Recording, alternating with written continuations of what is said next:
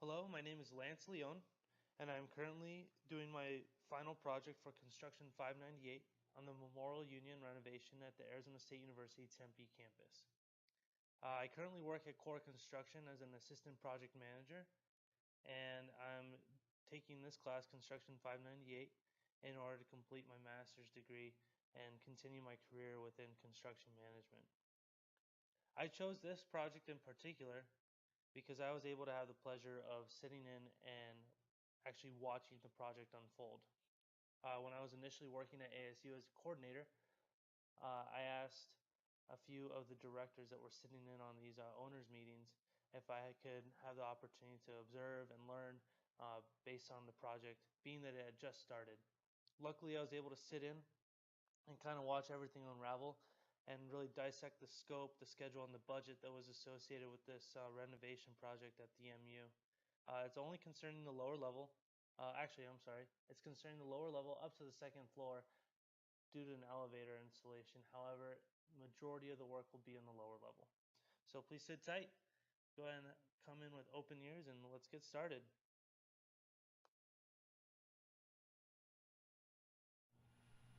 All right, so just before we start, I want to make clear that I'll be presenting this presentation as the project manager who would be giving this presentation to the owner, which would be Arizona State University.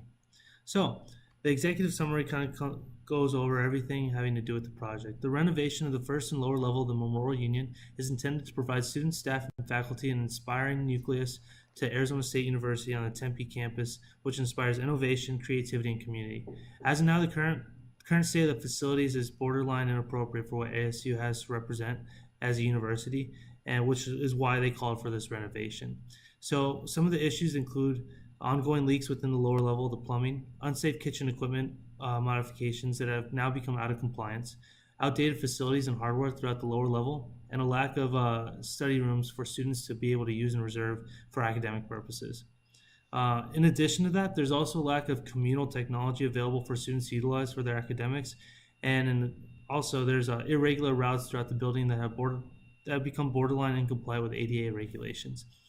And so the intent of this renovation is to address all these issues with modernizing and encouraging sustainability through LEED building standards, eliminate any question of safety when using kitchen facilities in lower level of the Memorial Union, update technology and resources that are readily available for students to use for their academics, and remodeling academic spaces to facilitate an environment for learning through design and space. All in all, accessibility improvements are a priority as well to ensure everyone is able to enjoy this campus to the fullest potential. It is thought through the scope that the students, staff, and faculty of Arizona State University will have a facility that complements the purpose of the collegiate experience and supports the activities of everyday life at ASU. As a top-ranked university within the United States, it's important that the university and the space within it emulates the prestige that Arizona State University holds itself on a daily basis. So from here, the executive summary covered basically what the idea was behind the entire project itself, why we're doing the renovation. An introduction will be covering what the university stands for and how this ties into what the project consists of. Problems will be covering the issues that the owner has had and why they called for this renovation in the first place. The proposals will then cover some of the ideas that we initially had prior to any type of research or recommendations. The methodology that will then cover the processes that I went through in order to building relationships with the client and then going on with my research and coming up with my solutions. The research will then go over specifically what I found while I was looking up different ideas for this project, and then the conclusion and recommendations will end with my ideas on what I feel will be a successful end to this project and my recommendations for how to make this happen.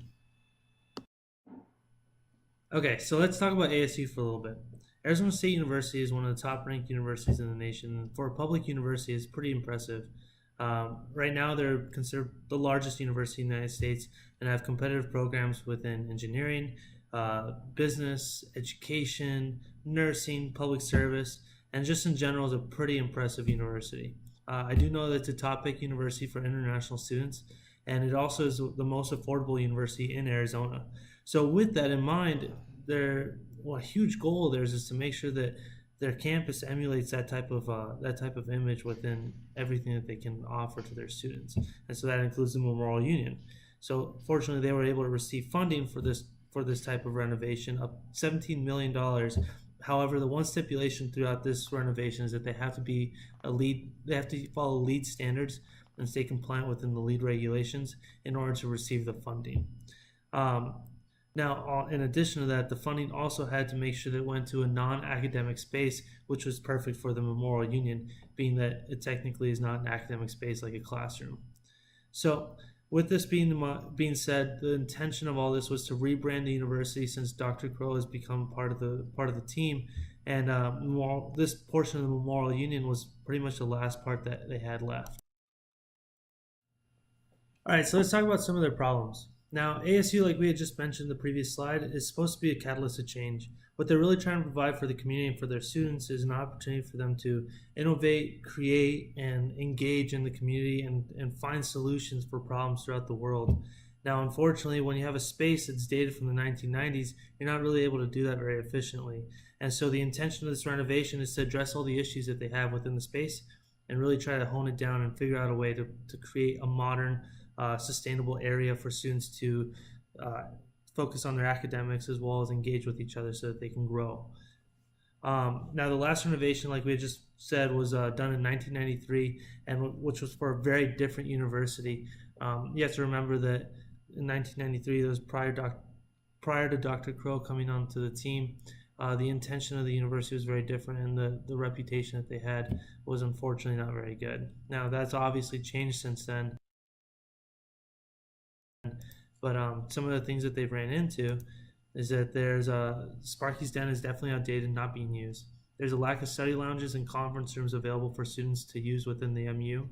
Piping throughout the venue is old and consistently leaking. This has to do with because a lot of it's just from the original time that it was built. In addition to that, modifications have been made time and time again to broken kitchen facilities and equipment, which can now be a hazard to use. And the TV lounge is a high volume area with a lack of innovation and resourcefulness for students that are trying to learn in there. Going on, the lighting and HVAC systems are inefficient and are costly to operate, which could easily be fixed. And then finally, the ADA issue again has come up where the ability to maneuver through the space is just not very efficient and could eventually be a huge liability for the university. It's the goal of this renovation to address each of these issues and improve the experience of students, staff, and the faculty on a day-to-day basis.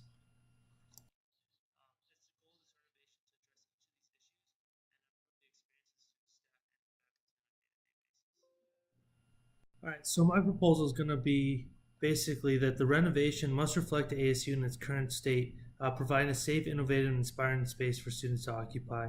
The activities need to reflect the ASU's priorities, and currently, right now, that's not what it's doing. So it's going to include my proposal would include a renovation project of installation of a new elevator in the north end from the lower level to the second floor, and as well as including a staircase from the lower level to the first floor. This is to avoid that ADA issue that had come up. Redesign of the TV lounge and Sparky's Den to stimulate academic growth and innovation. This could be through a number of different things that we'll go over. Create a space for religious and spiritual meditation, which is something that has come up throughout previous research that I had done. We'll be covering that as well. Also, in addition to that, we'll be refurbishing the lower level plumbing and redesigning the systems in order to create a more efficient way of operating the lower level of the MU, and then redesigning a more effective light and HVAC system on the lower level too. So upon completion, ASU will be able to save money on a monthly basis as well as provide students a more valuable space and sustainable environment for them to provide or to occupy. All right, so first off, with methodology, when it comes down to it, I can't do anything for the owner or for the client unless I know what they want. So the first thing I did was I met with the Memorial Union director as well as the facilities manager to really get to grasp an idea of what they wanted and what they perceived that the end of this project would look like. Another big thing that I needed to make sure that I understood was that the funding was being provided through a federal grant, that I had to stick within the parameters of the LEED standards. So it made things a little bit easier because a lot of the renovations that we're going to be doing had to do with making things more efficient and sustainable anyways. So it wasn't that big of a problem. Now what we found. So first thing we found was it wasn't just a leak going on in the plumbing. This is an older building, and a lot of the plumbing that they had that was installed there has been there originally from the very beginning of when the building was built. So what we needed to do is we need to address this problem, and probably the best thing that we were going to be able to do is replace it all. In addition to that, fire marshal could potentially shut down the university because of the kitchen equipment that had been manipulated in order to be on either on the on position at all times or whatever it might be. A lot of this stuff had been outdated and had been repaired to be able to be used. However, it wasn't really compliant anymore, and so we needed to make sure that we were taking care of that. That was a big topic on our to-do list. Now, in addition to that, lighting, HVAC, and plumbing did not provide LEED standard solutions. However, that's okay because we had to be within LEED standards anyway. So this we found that it wasn't much of a problem because we were going to replace it to begin with. Now, a big thing that we wanted to address in this project was the overcrowding and misuse of potential academic space. So what we were finding was that a lot of the students were occupying this area. However, they weren't utilizing it for academics. And with the overcrowding of the university as it is, we wanted to make sure that we change that. So that's going to be something that gets addressed. Now, another thing they brought up to me as well was that that ADA was soon to have a heyday, is what I put in my slides. But there's no access ways to the lower level from the northern end of the building, and it was something that was going to need to be addressed eventually because it was going to be brought up as an incomplacency within the building. All right, so after confirming the university's scope, I did some of my own research. I looked at other universities that were competing against ASU. I also looked at some innovative workplaces as well as other entertainment facilities that have either impressed me or other people throughout the internet, kind of. So my idea was that if I can get ideas on intentional designs, space designs that encourage education and academics, that it would kind of match with their expectations, I could bring this to the table. Our goal was to create a space that promoted academic success through the design, and the scope needed to direct the budget as we looked for low density solutions to high dollar requests. So although $17 million sounds like a lot of money, in the realm of things when you're trying to do plumbing, HVAC, lighting, and all these other maintenance renovations, as well as a kitchen and an elevator that needs to be ADA compliant, all that stuff adds up pretty quick. So when it came to the actual design of the space, I wanted to make sure that I was able to save as much money as possible to allow for contingencies in the future. So while doing my research, what I really was trying to do was find out what was a priority versus what was a luxury. Now, what I ended up doing was I was able to categorize everything from a high, medium, and low priority list, and these are some of the things. So within lower level facilities usage, one thing that I found was within Sparky's Den, only 0.003% of the Tempe student campus was actually using that bowling alley. That's 186 students a month, which is nothing. And in reality, they were making about $930 a month on fees for using the bowling alley, when it actually costed them $4,340 to operate it every month. It was a huge waste of money. In addition to that, I ended up finding that 14 leaks were an average on a monthly basis on the lower level. When it comes to manual labor alone, that's $6,300 a month and comes out to about over $75,000 a year. That's not including materials. So this is a huge cost for them that in reality, if they were to invest that type of spending in actually replacing all of it, it would actually be worth it on their end. Now, nice thing too is that with this grant, they'll be able to pay for it for free, but they're going to save a lot of money in the future when this is done. Another thing is the unsafe kitchen equipment. That needed to be replaced regardless, whether it was an expense that was going to bring them money down the road or if it was something they just need to take care of, because in reality, they're going to get shut down if they do not replace this. Another high priority thing that I found on our list was the TV lounge, having all of its TVs removed and being used as a dining/social space. Now, this is a high volume area. It has about 15,000 students occupy it daily. And as it sits right now, it's not functioning very efficiently for what the university could be using it for. Future designs can facilitate intentional use for academic spaces with conference rooms, study lounges, whiteboards, presentation projectors, and so on and so on. There's so many other things you can do within the space, as well as providing specific colors and designs that are intentional in order to inspire academics and learning and innovation. The last high priority thing that we had on our list was the LEED standards. Now, this isn't obvious because lead the grant that we're going to be receiving to fund this renovation had to be within LEED standards and regulations. So this was a given. Now, the nice thing about it is that while they're complying with LEED, they're also going to be installing systems that are efficient, and we'll be saving them money on a monthly basis. So I think when I started doing my calculations, I found out that this could save them over $60,000 a year in energy with updated systems, and just with LED lighting alone, it could be $10,000 in savings on bulbs and energy. So still concerning high priority topics, self-regulated HVAC system could save the university about $24,000 a year on efficiencies. In addition to that, there's about $4,000 worth of materials in the bowling alley that they could repurpose while they're installing the stairs. So those are some things to think about. On the medium priority list, I have the ADA expectations. Since it's not required right now for them to install the elevator, it's something that they could technically avoid. However, it's important to remember that if they do avoid it now, they're going to have to pay for it later, which could add about $56,000 worth of fees to their cost of that installation. So it's better just to throw it in there now since the general contractor's in there already.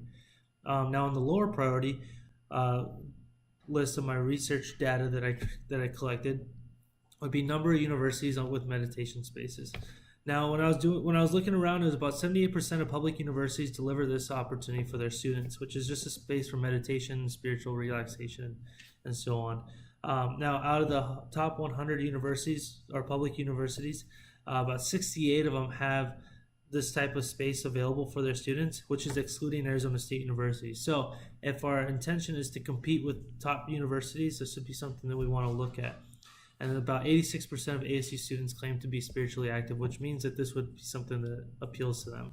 Now, although it's not a top priority, this is a great chance for us to be able to take care of one of those luxuries, as well as include something within the scope that's not really going to cost too much money. So now we've completed the research, it's time for the conclusion and recommendations that I have for this project. Now, first off, it's imperative for the students and staff and faculty to all be pleased with the final scope of the project. That's our main priority. All decisions have been made through the procedural process of client problem clarification, solution finding analysis, and then final solution proposal to the client. So now with a budget of $17 million, here are my recommendations based on the methodologies that we use as well as the research that I conducted for this project. Now, first off, my first recommendation will be removal of Sparky's Den and repurposing of the space for study lounges and conference rooms. The total cost of this will be around $1 million. However, if you really think about it, there's about a $40,000 loss in that space alone, and what it's being purposed for is not very feasible for what the university is trying to obtain. So when it comes to the bowling alley, when it comes to the TV lounge and so on, it's just not really part of its scope. And so changing this out entirely would be the best option for the university. Next would be, first off, pressure testing current plumbing systems and replacing all piping over 10 years of age while rerouting inefficient lines and design a new system to facilitate future updates to the building. So this total would cost around $5 million. However, the entire intent of this would be not only to replace old systems, but to create new ones that are designed in order to be built upon, so that in the future, when they start adding to the MU some more and continuously, that it's not going to be a burden on the system that they've installed at this point. So it'll be a longevity issue versus anything that they're dealing with right now. Now, replacing the cooking facilities would be another recommendation I would have, which would be around $2 million update. There's not going to be any money made from this the same way that they would with other renovations or with other parts of this renovation. However, the entire idea of this is to maintain safety as well as to avoid any type of shutting down from operations by the fire marshal. So this is almost a mandatory thing that they have to take care of regardless of what they decide to do. All right, another one would be a redesign of the TV lounge to create space for students to use and reserve study rooms with presentation capabilities, whiteboards, conference rooms, lounge areas, and studio stations for recording and telecommunications. This would be about $3 million. However, this is almost a necessity based upon what the university is trying to emulate as an institute of learning. If they don't incorporate this into their renovation project, they're basically shortchanging themselves with the money that they have available to do this. It's really just a priority that they need to focus on. So another recommendation I have for the client is installing or modifying current systems to include sensor control lighting with LED light bulbs that are more efficient, as well as self-regulated HVAC systems and recycling the bowling alley wood for the new staircase. All these things are compliant within LEED standard and would be easy to incorporate into the renovation itself, just because this is how we're going to receive the money. Total cost of this project this portion of the project is projected around $2 million, but is definitely worth it. It'll end up saving them money down the road. Another one would be the ADA compliant elevator. This is another way to save money by incorporating this into the project now. It's going to cost around $1 million. However, because they're not going to be repaying those fees, if this were to come up as an issue down the road, they're able to save $500,000. Last but not least, would also be creating that spiritual meditation room. This is a low density and low cost area that they're really able to harp in on some of the student requests, and it only costs them around $250,000. Now, in total, the estimated cost of this entire project will be about $14,250,000, with contingencies left of around $2,750,000, with the total availability being $17 million. Now, those contingencies will be there for any type of changes, any type of ASIs that come up, or any additional things that are being added to the scope down the road, or that need to be added to the scope. Like I had mentioned, this is my recommendations. My conclusion is that through adding everything in here, that it would meet the client's expectations, as well as the LEED standards and regulations that are needed in order to receive the funding. I want to thank you for listening to this video. I hope that you were able to learn some from it and really be able to see the type of work that I put into my projects, and see how successful I'll be in the future as I take on this type of responsibility in my career. Thank you.